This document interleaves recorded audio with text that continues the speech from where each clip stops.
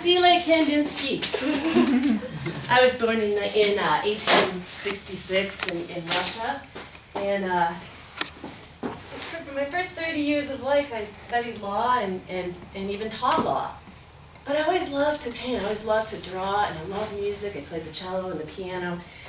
And these art forms seem to have so much more something to them that I couldn't get from law. One day I walked in my, so I was trained classically. I was trained to paint a tree to look like a tree. And I was taught to paint a portrait to look like the person. And then I thought, I really want to paint the tree-ness, not the tree. Everybody can paint the tree, we can take pictures of trees. I want to paint the tree-ness. I want to get the essence of the thing. And one day I walked in my studio, I was kind of thinking about something else, and I was really moved by this color and form and shape, not knowing what it was. And then I looked closer and I realized, that's one of my paintings. But it was turned on its side, and so I didn't recognize it as any particular image. And that really was like a light bulb went on. Like we can be moved by color and form and line and shape and not have to even know what it is.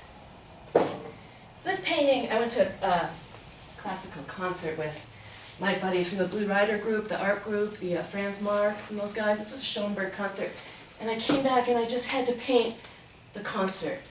So I've got my grand piano here, this big black shape, and all the listeners listening into the music, and the pillars in the auditorium, and the yellow is the sound. Because to me, sound has color. I hear music. Would you make this newfangled thing do that? We need the classical music because that's part of the whole painting process. So I thought I'd really like to paint you guys today. I have to get a feel for the room. I think I'm getting a light blue feeling, and I didn't mix that paint, so it's just... Who set up my easel? It's going the wrong way. Because the room is horizontal. Let's see the room. Let's do it this way. Yes. Now. Oh, I see all this energy.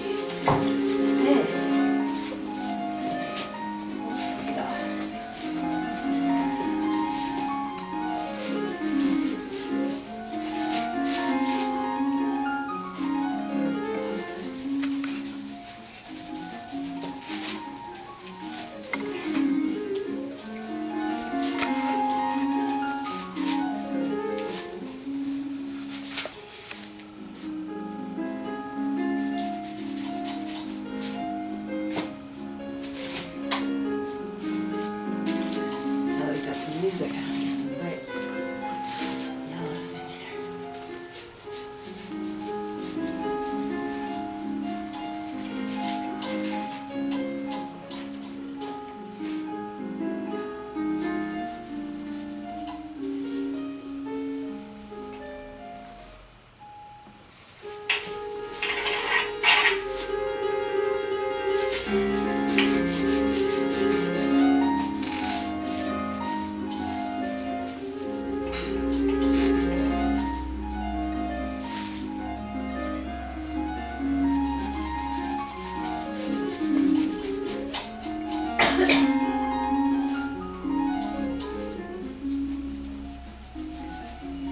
Talk to while I paint, but when I paint, my brain is all used up.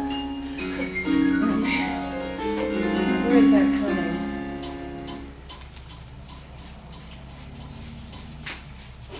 Hearing that Anne Frank was here reminded me in 1937, the Nazis decided to get rid of degenerative art. And most of my art was destroyed that time.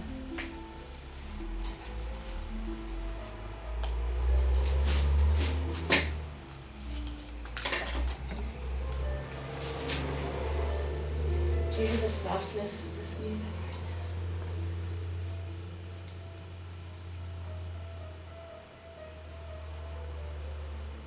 Oh, isn't that beautiful? Isn't it light blue-gray? You see it? Do you hear it?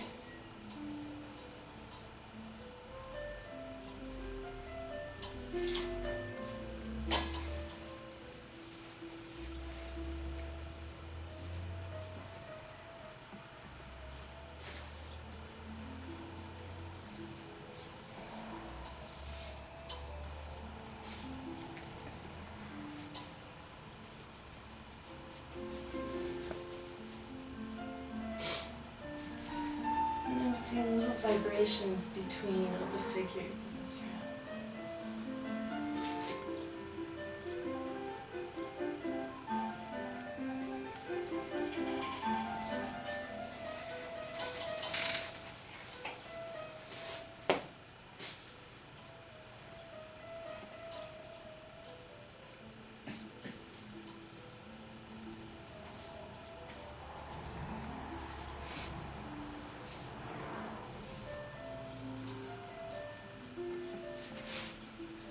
It's a little delicate.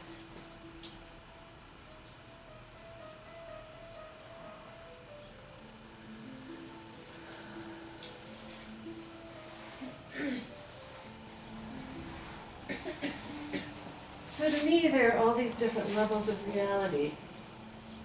Some we process through vision, some we process through intellect,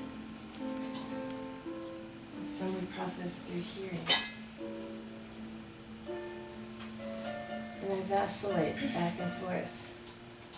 Yeah, that's why they named me Vacile.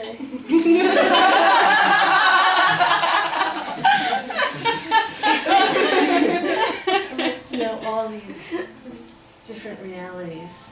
And I don't think any one is more real than the other. When I paint, I go into this reality that's very true to me.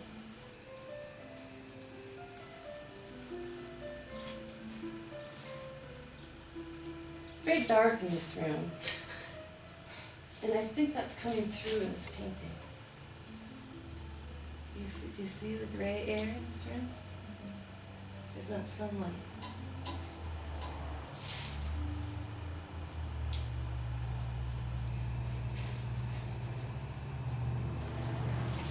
I know in this world that we're in now, time is something that's happening. And it's not something I have an awareness of. So if I've been doing this for an hour or two, tell me. Because I really wouldn't know, and it wouldn't matter. Ah, now this sounds like Pacadella or something quite delicate. Oh.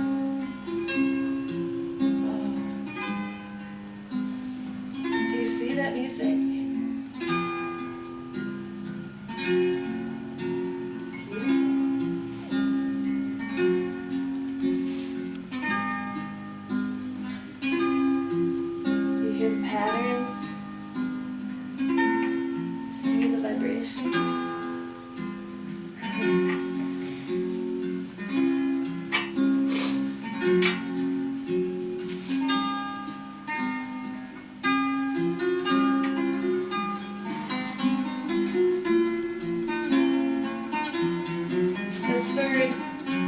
Main woman in my life.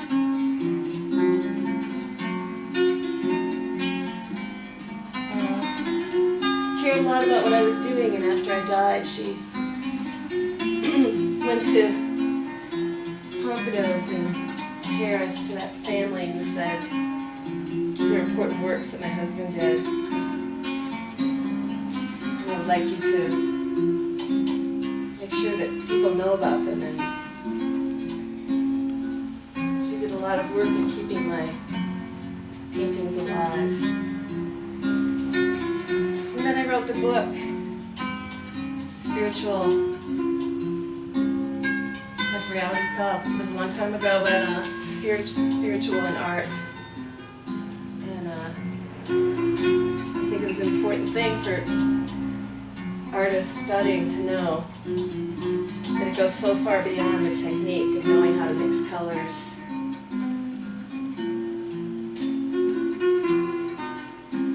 Transcending the here and now and moving into another dimension of reality. As I got older, my paintings became less and less representational. So finally I was doing these biomorphic kind of forms. I'm not even sure what they meant, some archetypal images, symbols of things. It didn't really matter. Paul Klee was a good friend of mine. He too was into that. recording whatever happened without any thought.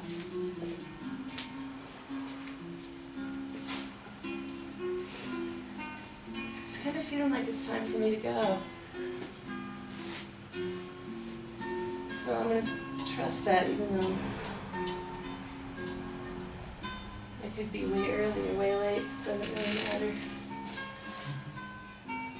So I'm going to take my painting and go finish it, because I'll keep this with me. I'll keep this energy with me, and this vibration, and the music, and I'll finish the painting with all that in mind. Thank you for being here and providing all that energy that made the painting what it is.